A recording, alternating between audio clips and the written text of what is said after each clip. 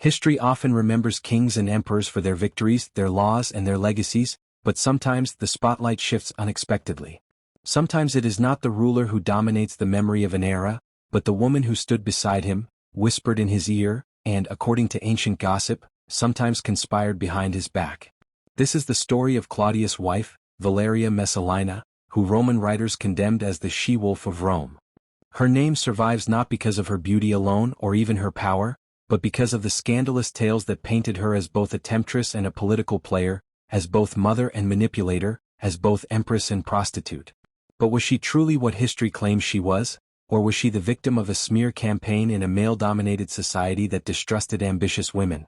To answer that question we must begin not with Messalina, but with the man she married, the Emperor Claudius. Claudius was not destined for greatness. Born in 10 BC, he was the uncle of the infamous Emperor Caligula, and because of his limp and speech impediment, his family often dismissed him as weak and foolish. In the ruthless world of Roman politics, where perception mattered as much as reality, Claudius' relatives considered him harmless, someone who could never hold true power. This very underestimation would be his saving grace. When Caligula was assassinated in 41 AD, the Praetorian Guard, seeking stability, declared Claudius the new emperor. What had once been considered his weakness suddenly became his shield. No one had seen him as a threat, and so, unlike so many others in his family, he had survived long enough to rule. Claudius was a complicated man, scholarly, cautious, often underestimated but not without cunning. He expanded the empire, especially with the conquest of Britain, and he worked to improve the administration of Rome. But one of his most famous weaknesses was his heart. Claudius had a reputation for being easily manipulated by the women in his life. And into his life entered Valeria Messalina. Messalina was born around 20 AD into a noble family connected to the Julio-Claudian dynasty. This made her not only beautiful but politically valuable. She was much younger than Claudius, still in her early to mid-teens when she became his third wife. To the outside world she seemed like the perfect match. Youthful, attractive, fertile, and tied to an aristocratic lineage that would strengthen Claudius' legitimacy as emperor. To Claudius himself she must have appeared as a symbol of fresh beginnings. And soon she gave him a son, Britannicus, whom she naturally wished to see one day inherit the imperial throne. But as time passed, rumors began to swirl about the empress. Ancient writers like Tacitus, Suetonius, and Juvenal painted her as more than just flirtatious. They described her as insatiable, a woman with desires so strong they could not be contained within the palace walls. She was not merely accused of infidelity, she was accused of debauchery, of lowering herself to the status of common prostitutes, of humiliating the emperor by her conduct. The most infamous of these tales is one that would echo down through history, the so-called contest of lust. According to Juvenal, Messalina once declared that no woman in Rome could compete with her endurance in bed. To prove this, she challenged one of the city's most famous prostitutes to a competition. Who could lie with the most men in a single night? The prostitute reportedly gave up after 24. Messalina, according to the story, triumphed with 25.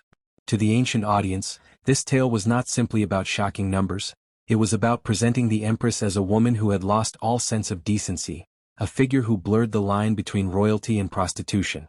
Another rumor claimed that Messalina would sneak out of the palace at night, disguising herself as a common woman, and slip into Rome's brothels. There, she would stand in line with other prostitutes, luring clients, selling herself, and then returning to the palace before dawn as though nothing had happened. According to Juvenal, she even took the name Lysiska, a Greek word meaning she-wolf, a term that in Roman culture often referred to prostitutes. By morning she would return to her imperial bed, still reeking of the brothel, yet slipping back into the role of dutiful empress. Whether or not this ever truly happened, the image was powerful. The wife of the emperor lowering herself to the very bottom of Roman society, a queen playing the role of a whore. These stories were designed to shock. And they worked. They painted a picture of Messalina not only as lustful but as reckless, shameless, and even dangerous. To the Roman moralists, she became a symbol of what happens when women are given too much freedom. Yet to modern historians, these stories raise questions. Were they based on truth or were they slander, exaggerated by male writers who despised the idea of a woman wielding influence? What we know for certain is that Messalina was not simply a figure of sexual scandal. She was also a mother, a political actor, and a woman with her own ambitions. She wanted her son, Britannicus, to succeed Claudius. This meant securing power, eliminating rivals, and building alliances. Ancient sources suggest she used her beauty and her position to manipulate senators and generals, offering her favor in exchange for loyalty. Whether through affairs or political arrangements, Messalina sought to strengthen her son's claim to the throne. In this sense, she was not unlike many Roman men of her age, ambitious, strategic, and willing to do whatever was necessary to survive in the deadly world of imperial politics. But as with so many who reached too far, her ambition would lead to her downfall. For now, though, in the early years of Claudius' reign, Messalina was at the height of her power. She was young, beautiful, and mother to the heir.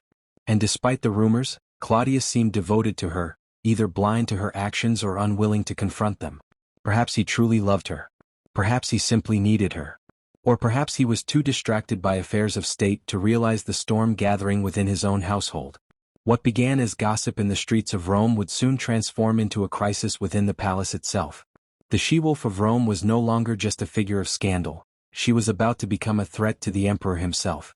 As the reign of Claudius settled into rhythm, Rome itself adjusted to an emperor many had once considered unfit for rule. Claudius surprised his critics.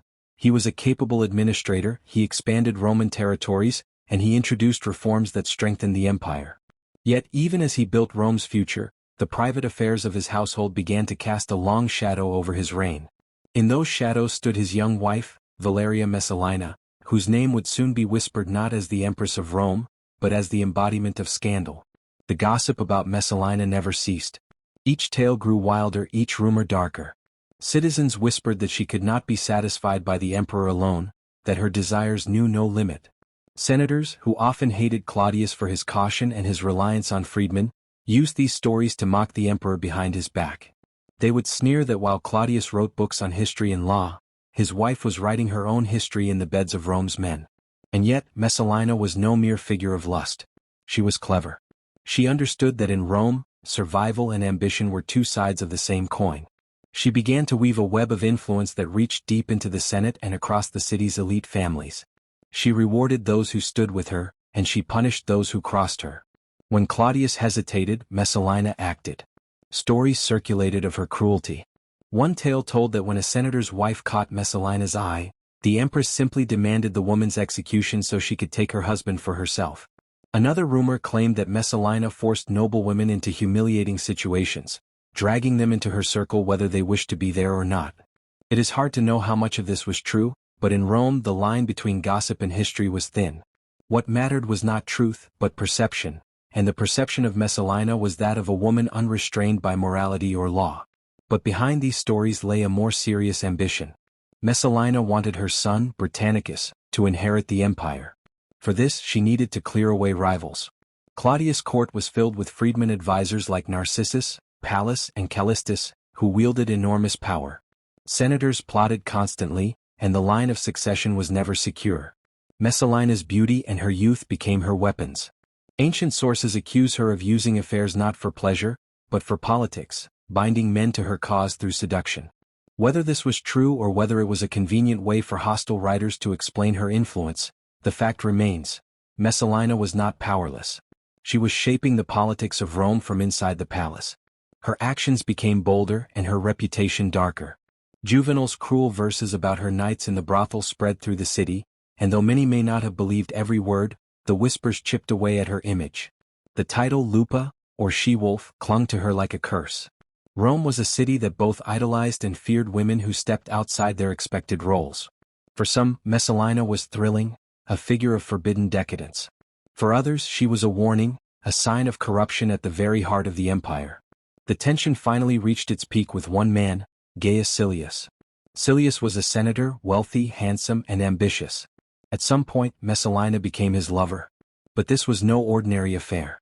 According to the ancient sources, Messalina and Silius were so bold that they did not hide their relationship. They appeared together in public, and their connection became an open secret in the capital. For a woman already burdened with scandal, this was reckless. For the Empress of Rome, it was treasonous. What happened next is one of the most shocking episodes in imperial history. The sources claim that Messalina and Silius, intoxicated by desire and ambition, staged what was essentially a marriage ceremony while Claudius was away from Rome. Whether it was a mock wedding, a political declaration, or simply an act of madness, no one knows. But the symbolism was clear. Messalina, the empress, was standing beside another man as though Claudius no longer existed. To the Roman mind this was not simply adultery. It was a declaration that Claudius' reign could be replaced.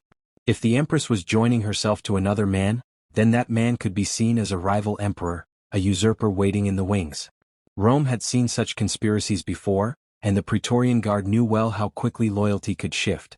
When word of the marriage reached Claudius, he was stunned. The emperor who had been mocked as weak now faced the ultimate humiliation. His wife, mother of his heir, had publicly betrayed him. Claudius' advisors, especially Narcissus, understood the danger immediately. If Messalina and Silius were allowed to continue, the emperor himself might be overthrown. Action had to be taken. Messalina's enemies moved swiftly. Silius was arrested and executed. Messalina herself fled to the gardens she loved, terrified and desperate. The stories tell us that she begged Claudius for mercy, sending messages through their children, appealing to whatever affection he still held for her. Claudius wavered as he so often did. But Narcissus pressed him, reminding him of the danger, insisting that a decision had to be made. In the end, Claudius ordered Messalina's death. The young woman who had once dazzled Rome with her beauty, who had stood beside the emperor as his wife, who had borne him a son, was struck down in disgrace. She was barely in her 20s. Her body was left behind, her name stained forever by the rumors that had defined her life. For Claudius, the execution of Messalina was both a release and a tragedy. He was said to have died calmly afterward, as if removing a poisonous shadow from his reign. Yet, he would soon remarry, this time to his niece Agrippina the Younger, who would prove even more ambitious and dangerous than Messalina had ever been. For Rome, the death of Messalina did not erase the stories. If anything, it magnified them. Her downfall became a parable of lust and betrayal, of the dangers of female ambition, of the weakness of emperors who allowed women too much influence. Messalina's name became a symbol of vice, so infamous that centuries later in Renaissance and Victorian Europe, Messalina was still used as a synonym for a promiscuous and immoral woman. But was this the truth of who she was? Or was it a carefully crafted narrative designed to destroy her memory? Modern historians urge caution. They remind us that nearly all accounts of Messalina's life were written by men hostile to the imperial family, by senators who resented Claudius, or by satirists like Juvenal, who delighted in exaggerating scandals. In a society where women were expected to remain silent, obedient, and modest, a young empress with influence and ambition was always at risk of being demonized.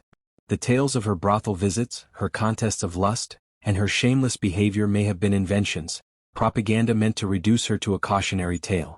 What seems clear is that Messalina was indeed ambitious, that she used her position to protect her son, and that she engaged in alliances that threatened others.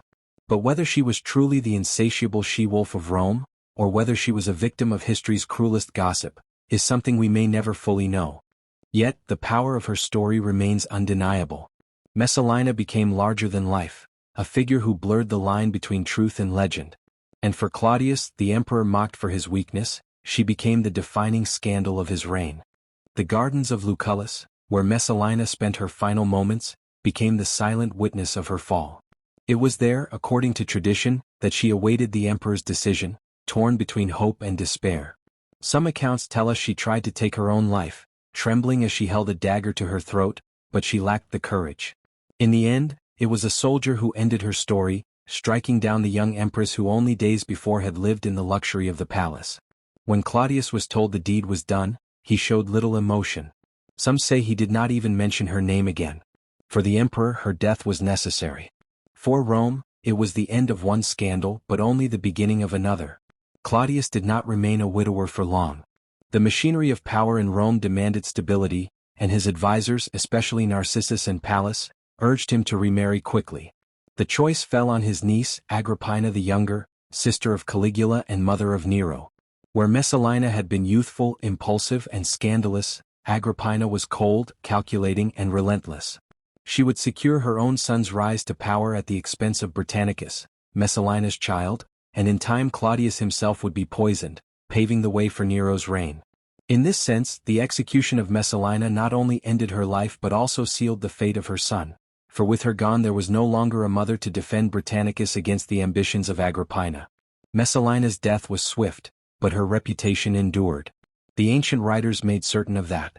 Tacitus, Suetonius, and Dio Cassius filled their histories with tales of her lust and her cruelty.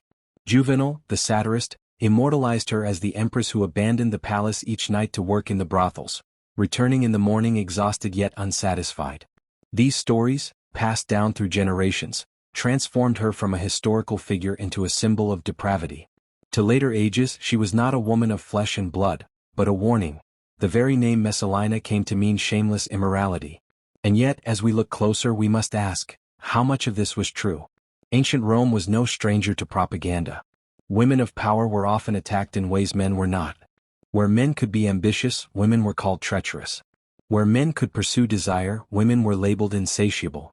Messalina, as empress, had visibility and influence that most Roman women could never dream of.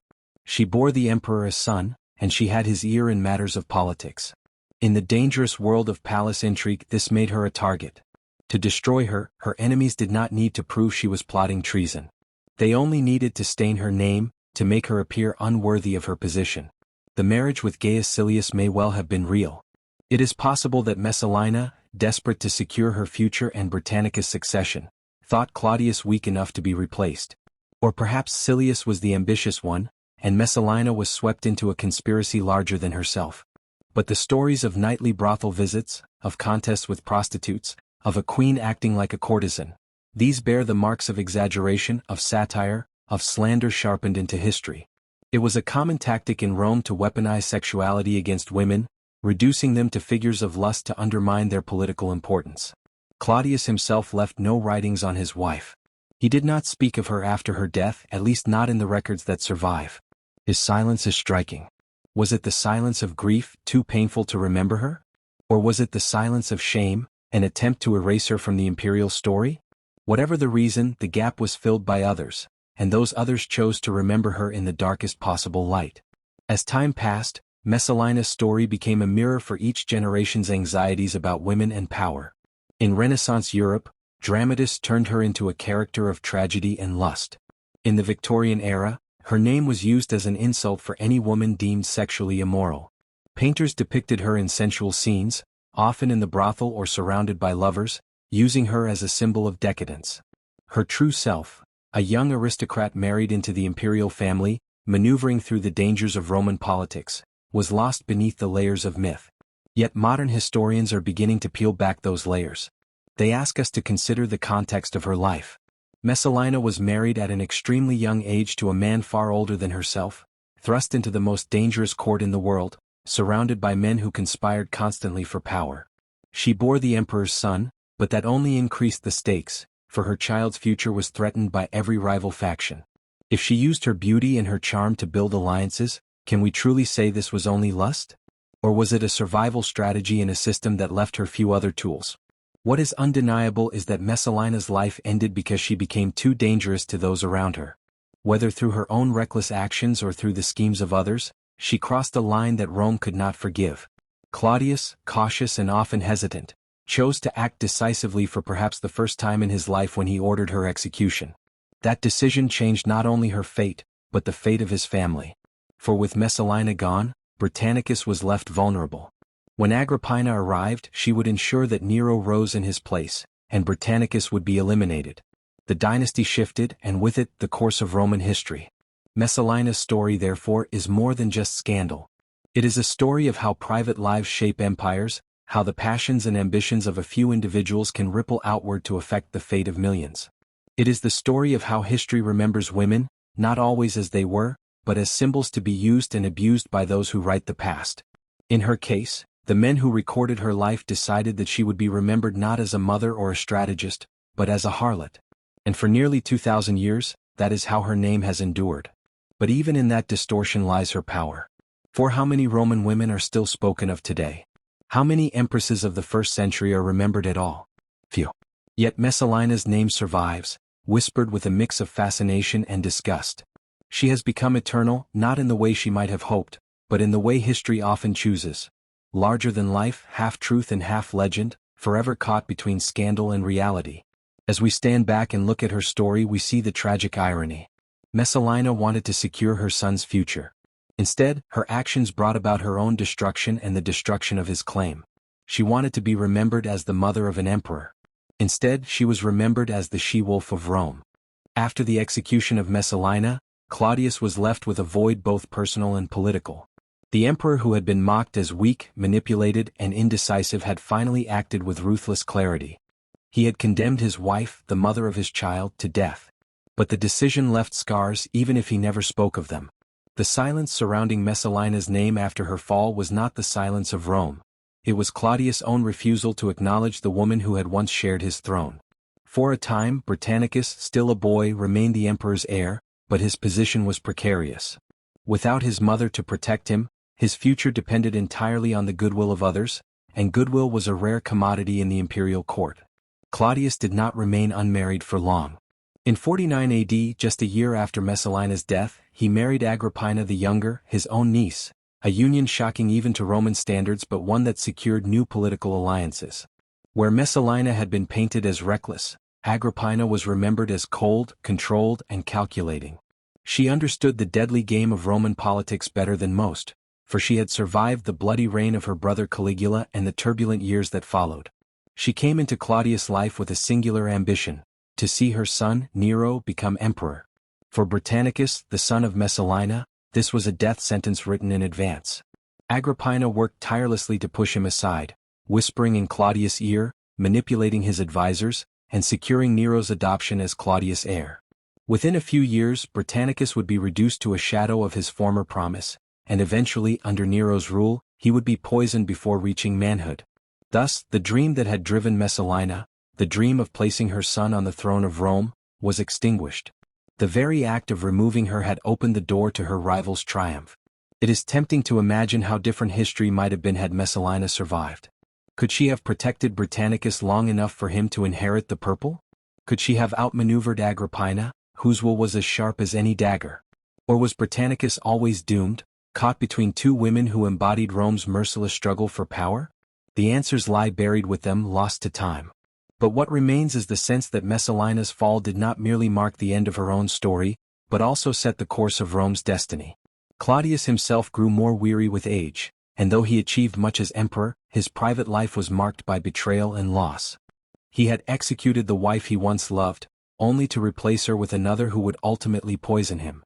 His reign became a reminder that emperors were not gods. They were men vulnerable to the same passions and deceits as any other. Claudius, the scholar who had once been mocked for his limp and his stammer, was undone not by his enemies on the battlefield, but by the women closest to him. In this sense, the legacy of his reign is tied forever to the legacies of Messalina and Agrippina, two women whose names became synonymous with scandal and ambition.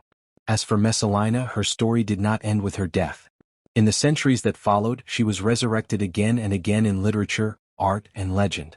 The Messalina remembered by later generations was not the young aristocrat of Rome, but a caricature of lust. Renaissance writers portrayed her as the ultimate fallen woman, a warning against female power and sexuality. Victorian moralists invoked her name as a synonym for vice, using Messalina to describe any woman they considered shameless or promiscuous. Painters depicted her in dramatic, sensual scenes, reclining in luxury or walking brazenly through a brothel, or presiding over orgies with a smile of satisfaction. The real woman was lost, replaced by an archetype that men could use to control the narrative of morality.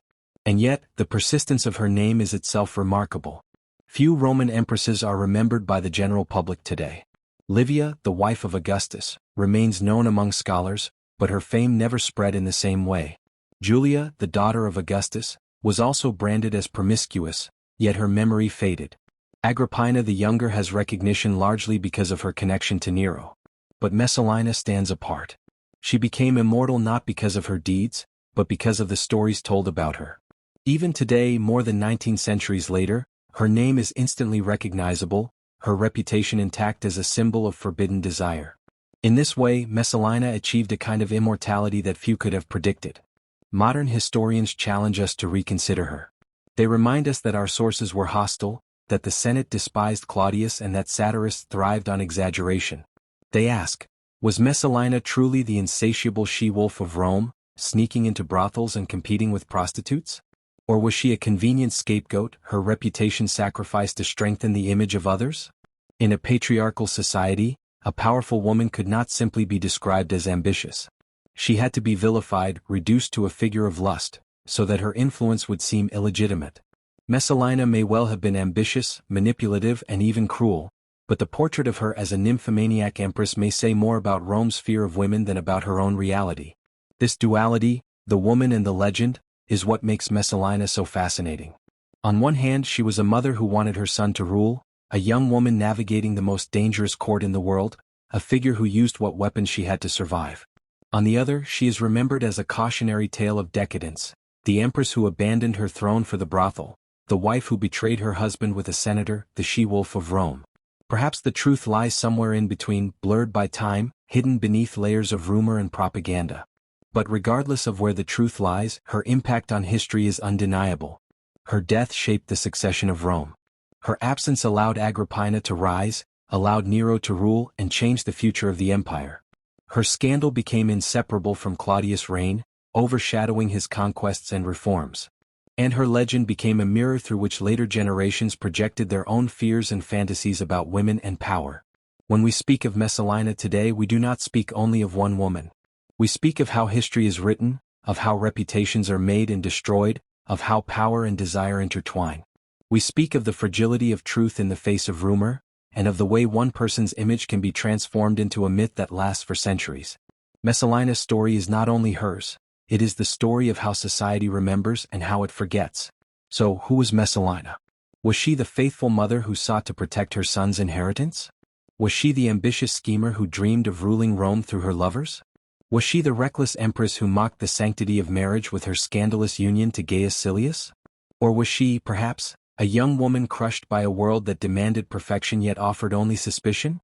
We cannot know for certain. But the fact that we still ask these questions 2,000 years later is proof of her enduring power. Claudius' wife, Valeria Messalina, became a legend not because she ruled Rome, but because Rome decided she would be remembered. She became the she-wolf, the symbol of decadence, the embodiment of vice. And yet, beneath the scandal and the slander, she remains human, a young woman whose life was consumed by the ambitions of an empire, whose love for her son drove her into the perilous games of power, and whose name still lingers in our imagination. In the end, the empire that once mocked her could not erase her. Messalina lives on, her story retold again and again, her shadow stretching across centuries. She was Claudius' wife. She was Britannicus' mother. She was the she-wolf of Rome. And though the truth of her life may never be known, the legend of Messalina will never die.